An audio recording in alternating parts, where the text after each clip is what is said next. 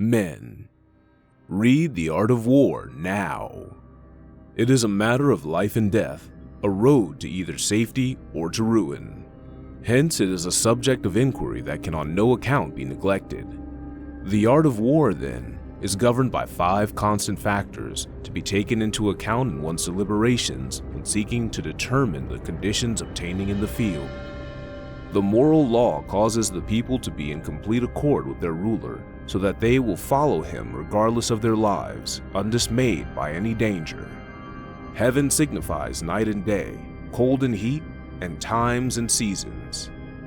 Earth comprises distances, great and small, danger and security, open ground and narrow passes, the chances of life and death. The commander stands for the virtues of wisdom, sincerity, benevolence, courage, and strictness. By method and discipline are to be understood the marshaling of the army in its proper subdivisions, the graduations of rank among the officers, the maintenance of roads by which supplies may reach the army, and the control of military expenditure. These 5 heads should be familiar to every general. He who knows them will be victorious. He who knows them not will fail.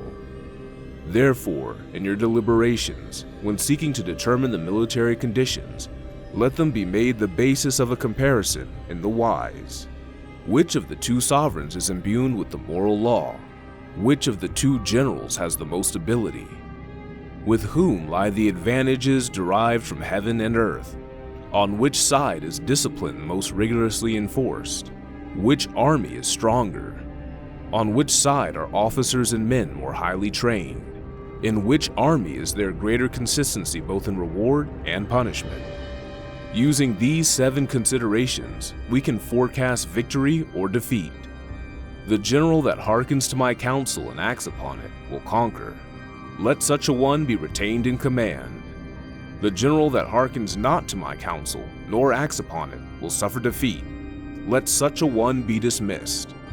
While heeding the profit of my counsel, avail yourself also of any helpful circumstances over and beyond the ordinary rules. According as circumstances are favorable, one should modify one's plans. All warfare is based on deception.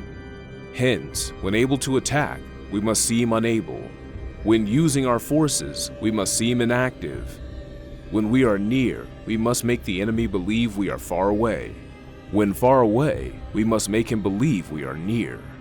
Hold out baits to entice the enemy. Feign disorder and crush him. If he is secure at all points, be prepared for him. If he is in superior strength, evade him. If your opponent is of choleric temper, seek to irritate him.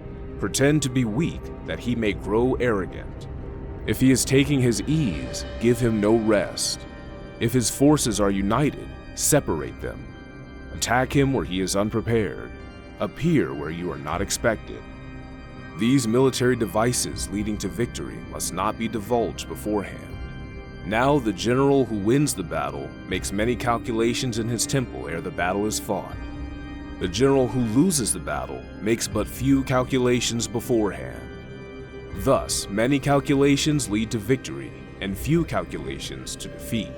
How much more no calculation at all? It is by attention to this point that I can foresee who is likely to win or lose.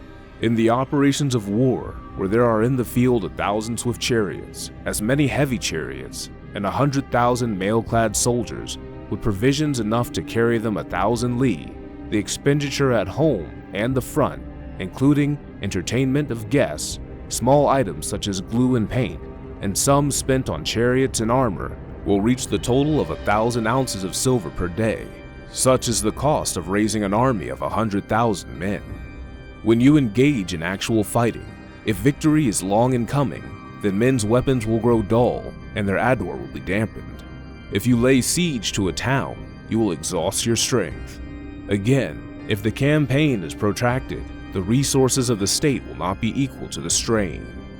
Now, when your weapons are dulled, your ardor dampened, your strength exhausted, and your treasure spent, other chieftains will spring up to take advantage of your extremity.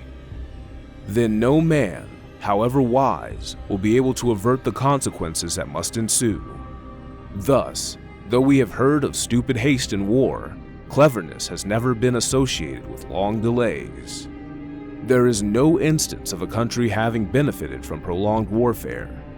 It is only one who is thoroughly acquainted with the evils of war that can thoroughly understand the profitable way of carrying it on.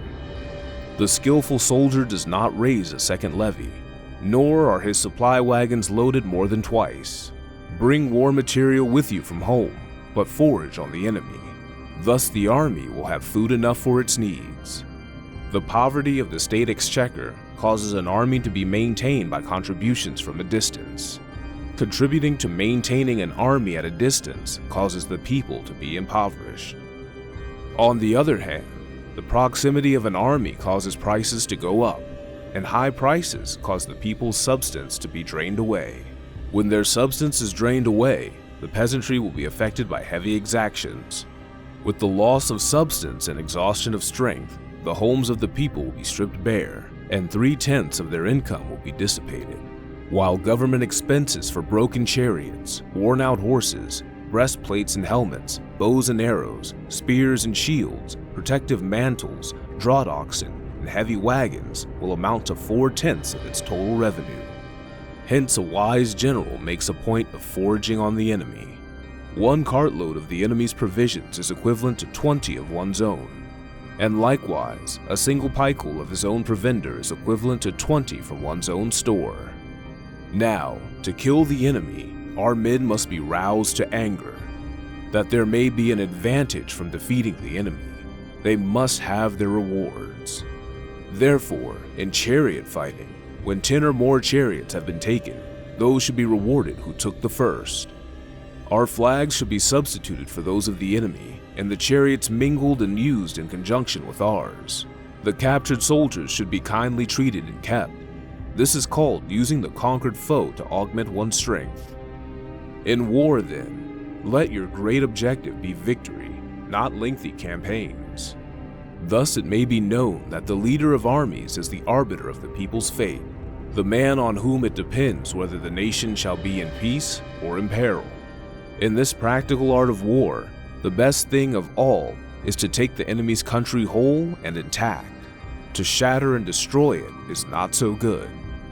So, too, it is better to recapture an army entirely than to destroy it. To capture a regiment, a detachment, or a company entirely than to destroy them. Henceforth, to fight and conquer in all your battles is not supreme excellence. Supreme excellence consists in breaking the enemy's resistance without fighting. Thus, the highest form of generalship is to balk at the enemy's plans. The next best is to prevent the junction of the enemy's forces. The next in order is to attack the enemy's army in the field. And the worst policy of all is to besiege walled cities. The rule is not to besiege walled cities if it can be avoided. The preparation of mantlets, movable shelters, and various implements of war will take up to 3 whole months. And the piling up of mounds over against the walls will take 3 months more. The general, unable to control his irritation, will launch his men to the assault like swarming ants, with the result that 1/3 of his men are slain, while the town remains untaken. Such are the disastrous effects of a siege. Therefore, the skillful leader subdues the enemy's troops without any fighting. He captures their cities without laying siege to them. He overthrows their kingdom without lengthy operations in the field. With his forces intact, he will dispute the mastery of the empire, and thus, without losing a man, his triumph will be complete. This is the method of attacking by stratagem. It is the rule in war, if our forces are 10 to the enemy's 1, to surround him; if 5 to 1, to attack him; if twice as numerous, to divide our army into 2; if equally matched, we can offer battle; if slightly inferior in numbers, we can avoid the enemy; if quite unequal in every way, we can flee from him. Hence, though an obstinate fight may be made by a small force, in the end, it must be captured by the larger force. Now the general is the bulwark of the state. If the bulwark is complete at all points, the state will be strong. If the bulwark is defective, the state will be weak. There are ways in which a ruler can bring misfortune upon his army, by commanding the army to advance or retreat, being ignorant of the fact that they cannot obey. This is called hobbling the army. By attempting to govern an army in the same way as he administers a kingdom, being ignorant of the conditions obtained in an army. This causes restlessness in the soldier's mind. By employing the officers of his army without discrimination, through ignorance of the military principle of adaptation to circumstances. This shakes the confidence of the soldiers. But when the army is restless and distrustful, trouble is sure to come from other feudal princes. This is simply bringing anarchy into the army and flinging victory away.